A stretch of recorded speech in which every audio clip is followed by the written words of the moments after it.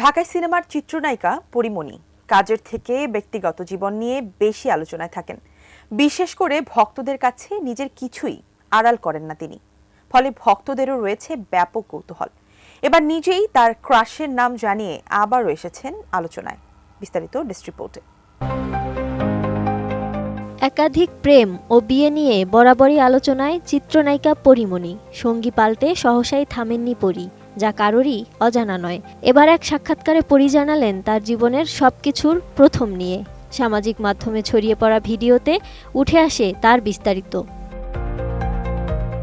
যেখানে পরী জানান জীবনের প্রথম দিনে অনেক খারাপ কিছু হলে তার কোনো আবেগ কাজ করে না, তবে যদি দারুণ কিছু হয় তাহলে সেটা সারা জীবন থেকে যায়।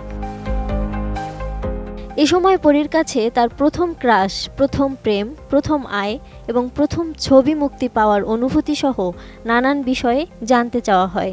প্রায় সব প্রশ্নের উত্তর তখন অকপটে দেন পরীমণি।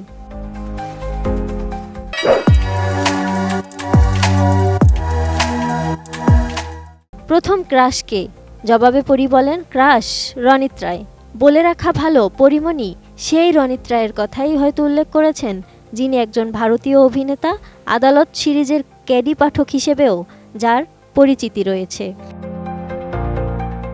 এরপর প্রথম প্রেম কবে এসেছিল জানতে চাওয়া হলে পরী বলেন 2014। এ সময় পরীর বয়স কত ছিল এ প্রসঙ্গ এড়িয়ে যান। বলেন, এটা তো হিসেব করেই বলতে হবে। সিনেমায় আসার পর প্রেম হয়েছে কিনা উত্তরে পরীমণি বলেন, ওই কাছাকাছি সময়ে আর কি।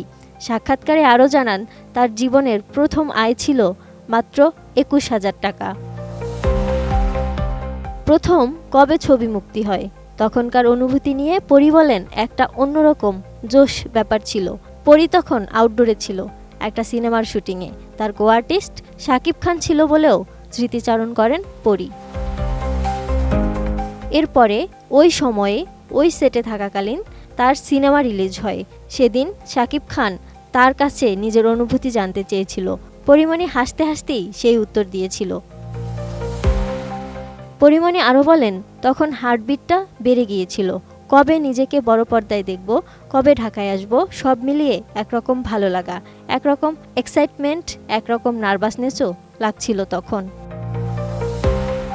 সামাজিক যোগাযোগ মাধ্যমে সরব থাকা পরীমণি সবসময়ই নিজের অনুভূতি প্রকাশ করে থাকেন। সম্প্রতি তার প্রেমিককে তা নিয়েই তৈরি হয়েছিল ধোঁয়াশা। অভিনেতা শরীফুল রাজের সাথে বিচ্ছেদের পর একমাত্র সন্তান নিয়ে সময় কাটছে এই নায়িকার। Desk report, ATN news.